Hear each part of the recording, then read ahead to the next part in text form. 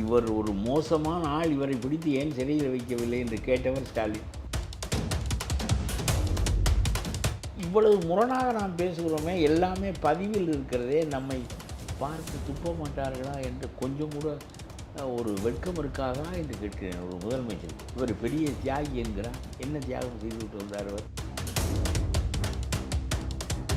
நான் வாங்கினது உண்மை, திருப்பி கொடுத்தது உண்மை என்று வேறு நீதிமன்றத்தில் சொன்னார். 1.25 ஆண்டு கழித்து வந்து விட்டாங்க. கொஞ்சம் அடித்திருக்காய் ஒரு ஏழையினுடைய வேர்வையின் மீது லஞ்சம் வாங்கிய வண்டி எல்லாம் பேச வந்து விட்டார்கள். பெரிய தியாகியாம், உலகத்தில் இல்லாத தியாகி. திமுக மந்திரி காந்தி செல்வன் கொண்டு வந்தது தான் நீட்டு.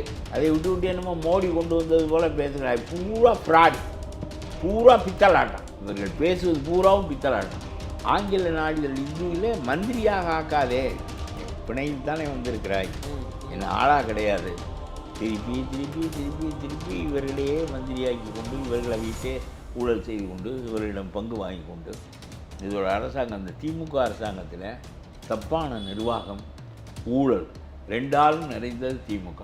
எல்லா மந்திரியும் செந்தில் பாலாஜி தான், பொன்முடி தான். இப்பொழுது பொன்முடி அங்கிருந்து வந்து என்ன செய்து கொண்டிருக்கிறார்? பச்சையப்பன் கல்லூரியில் ஒரு 150 ஆசிரியர்கள் போட வேண்டும், போட விடாமல் பண்ணி கொண்டிருக்கிறார். பட்டம் வாங்காதவன், பிஹெச்டி வாங்காதவன், தகுதி இல்லாதவன் எல்லாம் அதற்குள்ளே வந்துவிட்டான் என்று தெரிய வருகிறது. ஏனென்றால் பொய் சர்டிஃபிகேட்டின் பேரிலும் போட்டார். நமக்கு 40 லட்சம் தான் வேண்டாம், சர்டிஃபிகேட்டில் என்ன இருந்தாலும் என்ன போட்டு விட்டார். இப்பொழுது கோர்ட்டு இதையெல்லாம் கண்டுபிடித்து 160 பேரையும் வேலையை விட்டு நீக்கிவிட்டது. இந்த செந்தில் பாலாஜியும் இதுதான், பொன்முடியும் இதுதான், திமுக அரசாங்கமே இதுதான். ஊழல் செய்தவனெல்லாம் தியாகியாகி விடுவான்.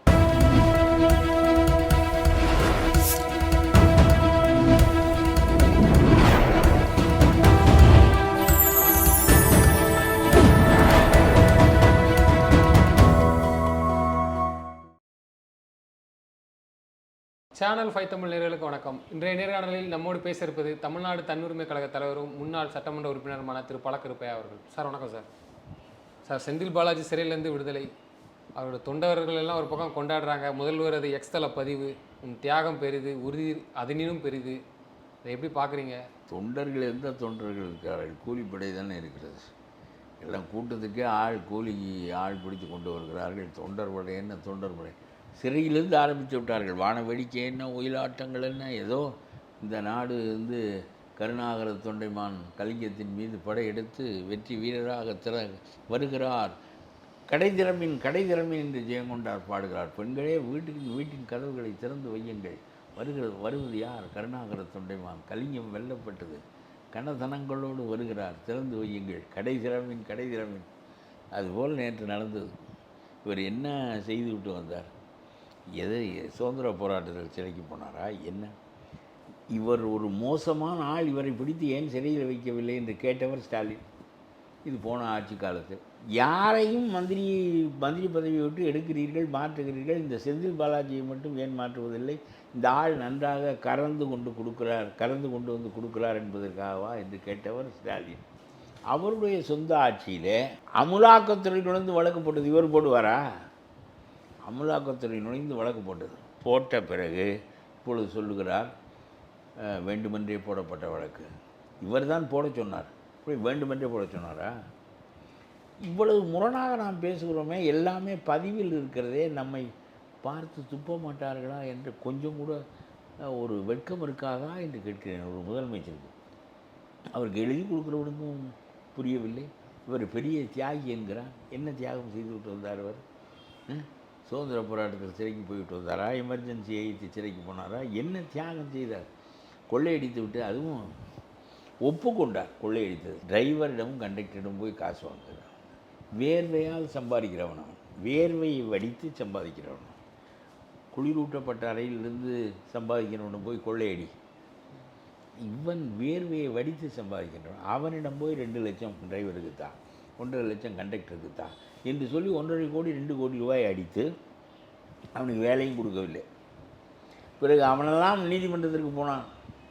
தாலியை வைத்து, வீட்டை வைத்து, நிலத்தை வைத்து நாங்கள் இந்த பணத்தை வாங்கி கொண்டு வந்து கொடுத்தோம், வேலையும் கிடைக்கவில்லை, எப்படி இந்த கடனை நாங்கள் திருப்பி அடைக்க முடியும் என்று சொல்லி நீதிமன்றத்திற்கு போன பிறகு எல்லாருக்கும் பணத்தை திருப்பி கொடுத்தார்.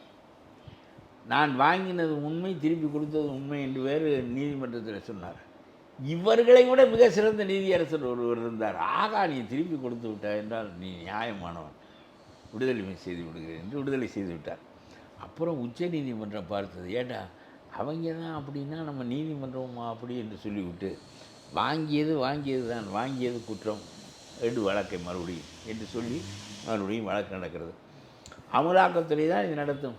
என்ன பழி வாங்குவதாக? அமலாக்கத்துறையும் இல்லை என்றால் உன் மீது யார் வழக்கு போடுவார்கள்?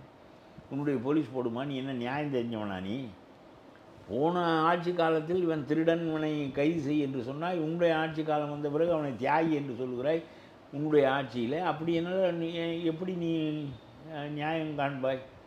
அமலாக்கத்துறை தான் அயல்துறை. அதனாலே ஒழுங்காக சட்டப்படியான நடவடிக்கையை எடுத்தது, உள்ளே வைத்தது. இப்பொழுது நீ ஜாமீனில் தான் வந்திருக்கிறாய், பிணையில் வந்திருக்கிறாய், விடுதலை ஒன்றும் ஆகவில்லை. நீ ஆவாய் என்பதில் எனக்கு நம்பிக்கை இல்லை. என்றால் நீயே ஒப்புக்கொண்ட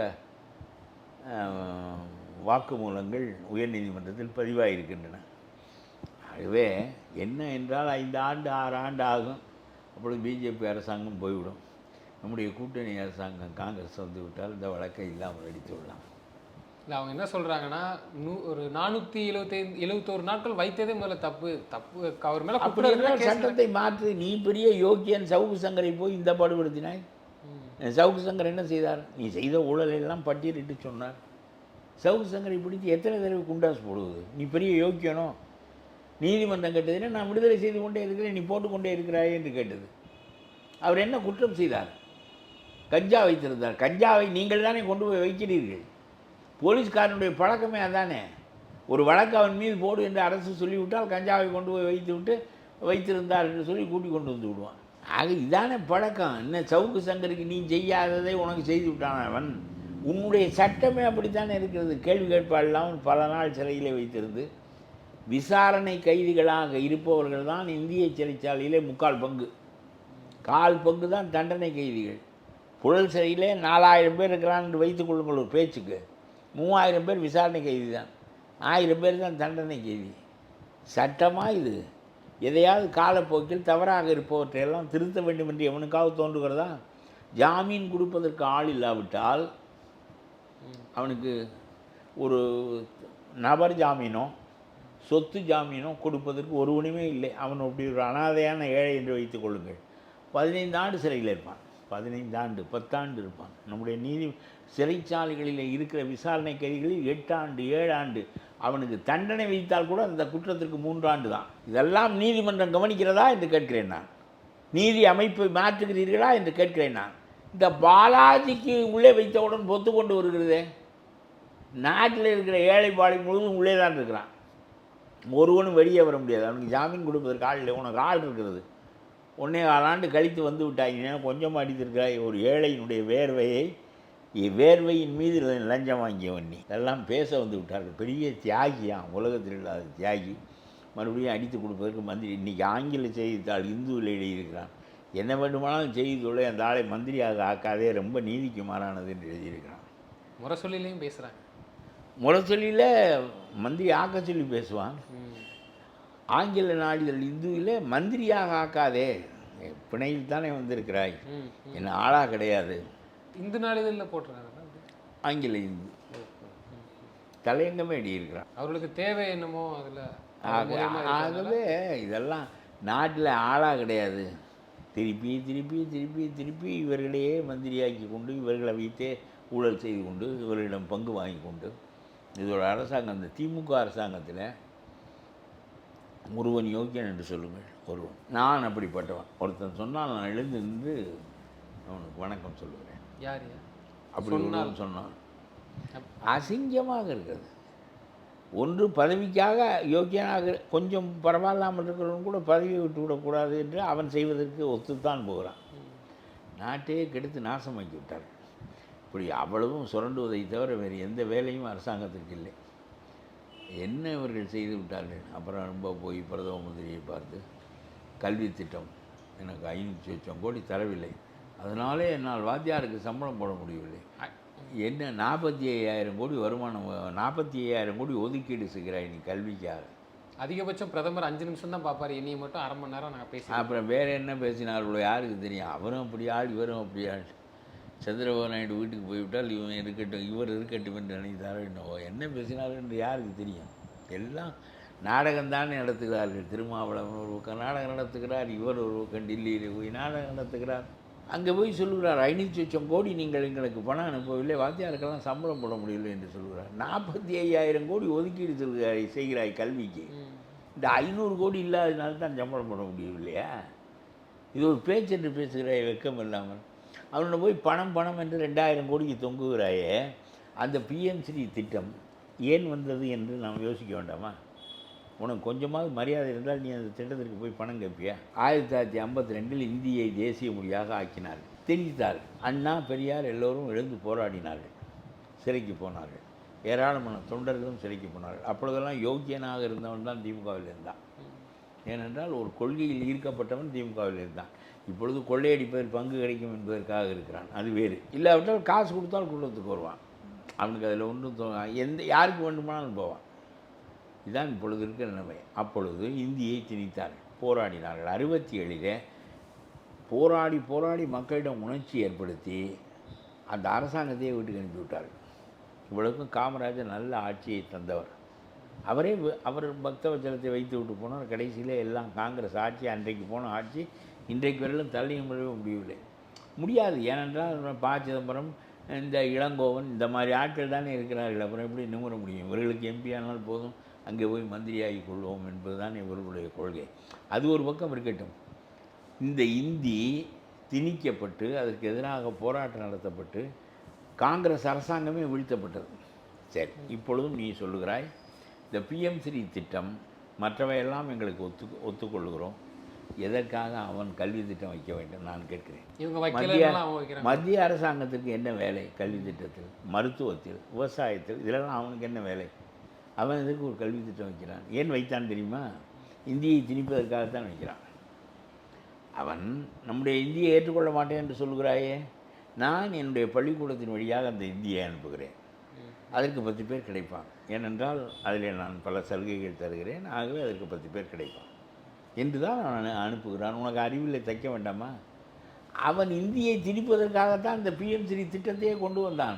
முன்பு நேரடியாக திணித்தோம், எதிர்த்து போராடினார்கள், ஆட்சியே கவிழ்ந்து விட்டது. ஆகவே இப்பொழுது நாமே ஒரு பள்ளிக்கூடம் வைத்து கற்றுக் கொடுப்போம்.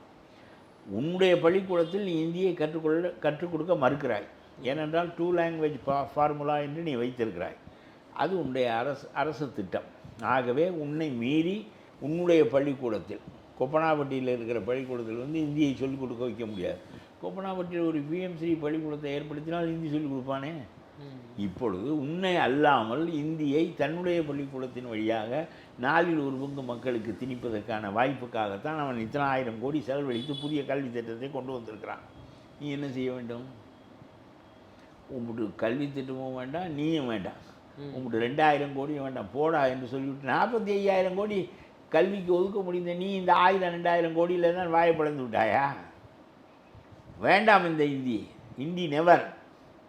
ஆகவே உங்கள் பள்ளிக்கூடத்தை அந்த பக்கமே வைத்துக்கொள்.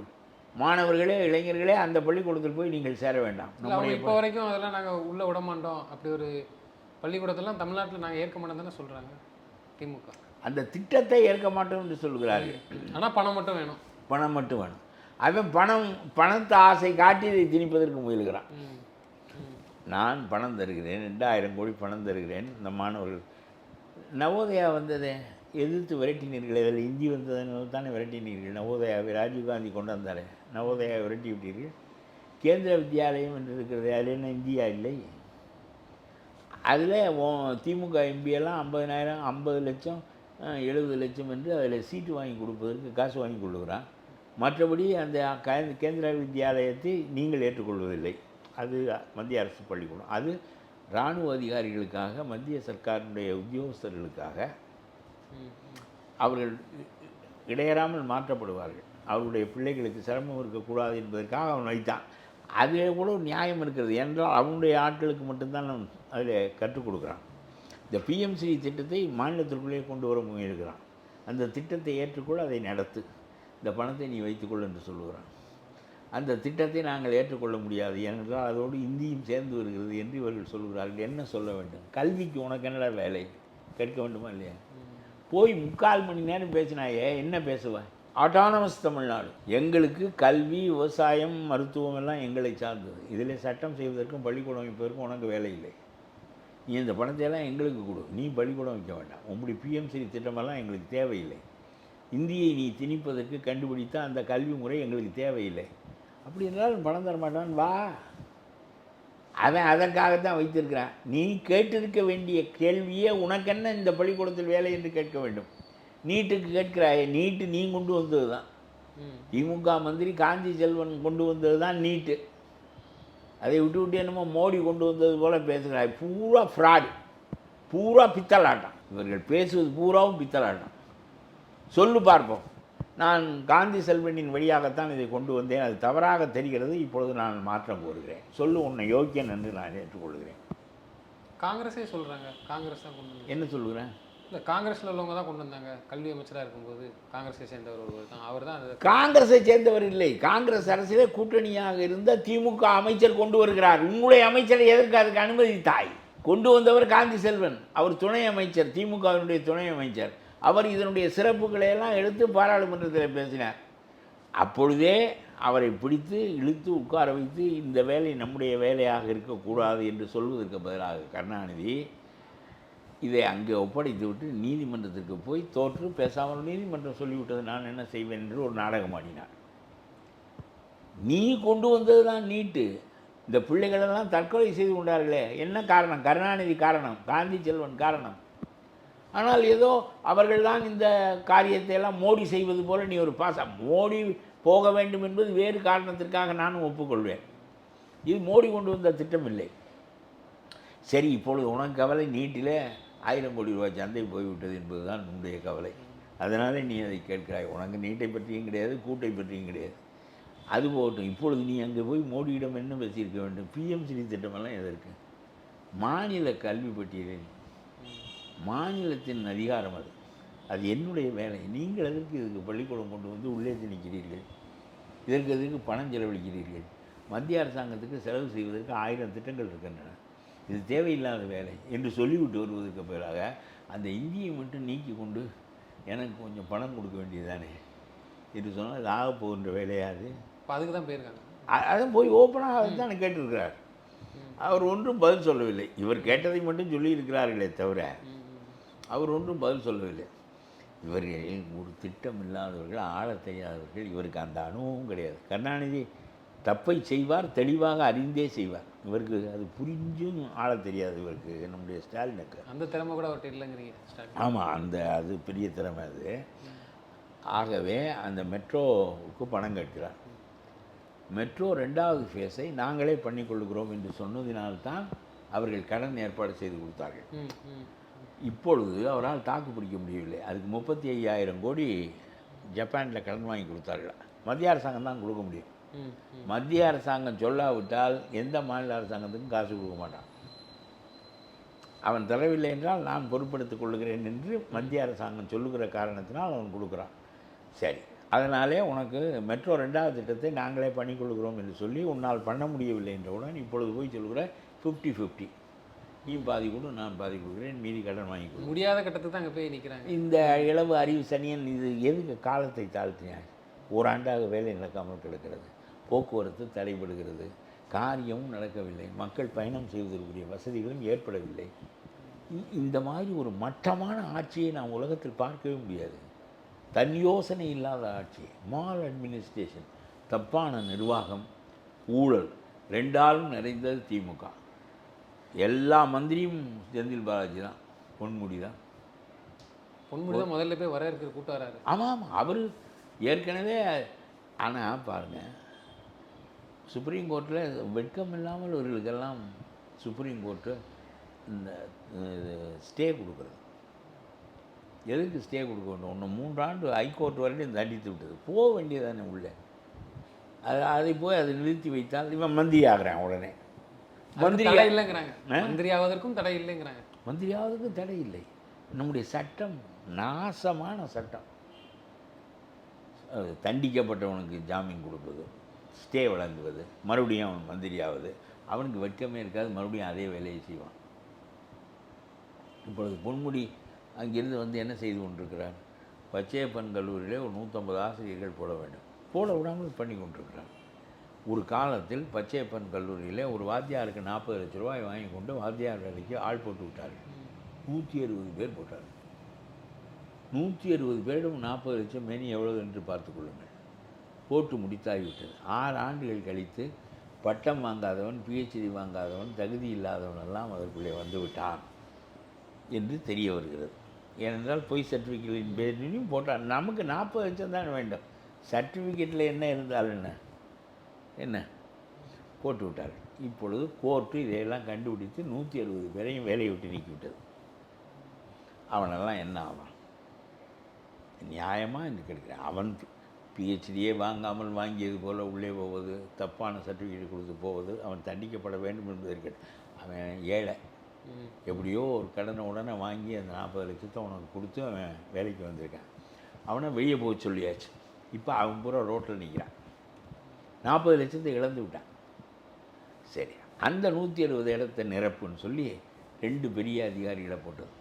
ஹைகோர்ட் ரொம்ப சிறப்பாக அதில் நடந்து கொண்டது. நம்ம மெட்ராஸ் ஹைகோர்ட் ரொம்ப சிறப்பு, கண்காணிக்கிறது. அப்புறம் நீதிபதியாக இருந்து ஓய்வு பெற்ற ஒருவர், இன்னொரு பெரிய அதிகாரியாக இருந்தவர், 2 பேரும் யோக்கியன் என்றால் அப்படி யோக்கியன், மழை பெய்யென்றால் பெய்யும். அப்படி 2 யோக்கியனை கொண்டு போய் அங்கே போட்டு வாத்தியார் வேலைக்கு ஆளடு என்று சொன்னார்கள். அவர்கள் 2 பேருக்கும் ஒவ்வொரு துறைக்கும் உள்ள வாத்தியார்களுடைய தகுதிகளை அறிய தெரியாது. அப்போ தமிழ்நாடு பூராவிலிருந்து மிகச்சிறந்த பேராசிரியர்களை ஒரு குழுவாக அமைத்து வந்திருக்கிறவனுக்கு தகுதி இருக்கிறதா, இவனை நியமிக்கலாமா என்று இவர்களுடைய பரிந்துரையின் பேரில் அவர்கள் பணம் வாங்காமல் நியமிப்பார்கள். இதை இந்த உயர்கல்வி இலாக்கா, நீ போகாதே, அந்த குழுவில் இருக்காதே, அப்புறம் நாளைக்கு அரசாங்கத்தில் இவன் தயவில் தான் இருக்க வேண்டியிருக்குது என்று அவன் வரமாட்டேன் இருக்கிறான். இந்த 2 பேராலும் லஞ்சம் வாங்காத அப்படி படு தூய்மையான அந்த 2 பேராலும் ஒரு வாத்தியாரும் போட முடியவில்லை. ஒரு வள்ளல் இதை கட்டி கொடுத்து விட்டு போய்விட்டார் பச்சையப்பன் பெரியார். காலத்திற்கு மாணவர்கள் உருவாவார்கள் என்று. அண்ணா உருவானதோடு முடிந்தது. எவனையும் உருவாக்குவதற்கு இதுதான் நான் காசு வாங்கி கொண்டு வாத்தியார் போடுவது, அவனுக்கு ஒரு தகுதியும் இருக்காது. பிறகு இருக்கிற தகுதியை இழந்து காசை இழந்து விட்டு அவன் ரோட்டில் இருப்பான். மற்றவனை போடுவதற்கு காசு வாங்காமல் 2 பேரும் போட நினைக்கிறார்கள் என்பதற்காக உயர்கல்வி இலாக்கா அவர்களுக்கு ஒத்துழைக்க மறுக்கிறது. நீ 3 ஆண்டு தண்டனை பெற்று புத்தி வந்திருக்கிறதா என்று கேட்கிறேன் நான்.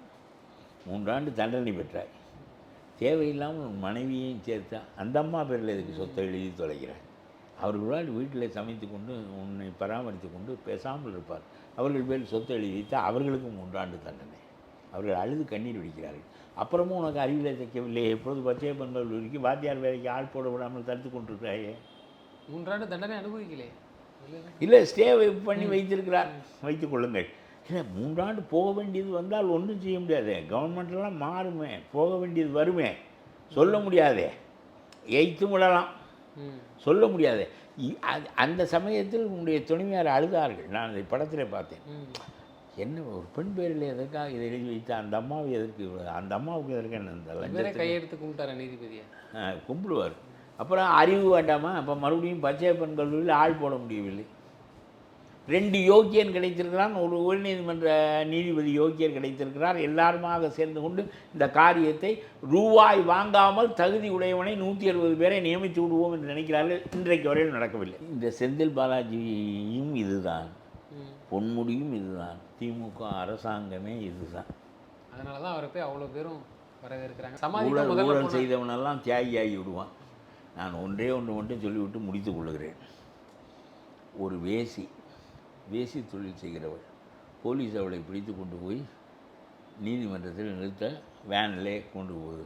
வேனை விட்டு இறங்குகிறாள். இறங்கியவுடன் சீலையை இழுத்து தலையில் போட்டு மூஞ்சி தெரியாதவாறு மூடிக்கொள்ளுகிறாள். அவளுக்கு கூட நாம் செய்கிற வேலை அசிங்கமான வேலை என்று தெரிகிறது.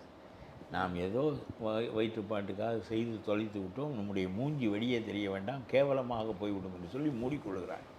உங்களுக்கு அந்த மூடிக்கொள்ளுகிற வெட்க உணர்ச்சி கூட கிடையாதே என்கிறேன். ஒரு வேசிக்கு இருக்கிற வெட்க உணர்ச்சி கூட உங்களுக்கு இல்லை.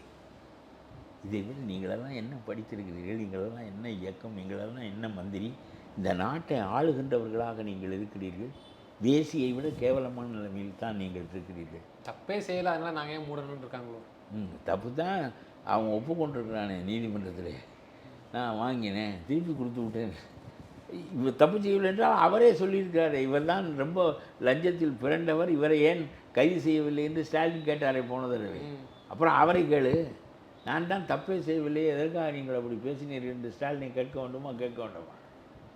உன் உறுதி அதனினும் பெருதுங்கிறது வந்து ஒரு காட்டி கொடுக்காம அதானா அப்படி எடுத்துக்கலாம்? இல்லை இல்லை, ஸ்டாலினே இவர் ஊழல் என்று சொல்லியும் தன் ஆட்சி வந்த பிறகு அமலாக்கத்துறை நடவடிக்கை எடுத்து இன்னும் வேறு என்ன செய்வார்கள்?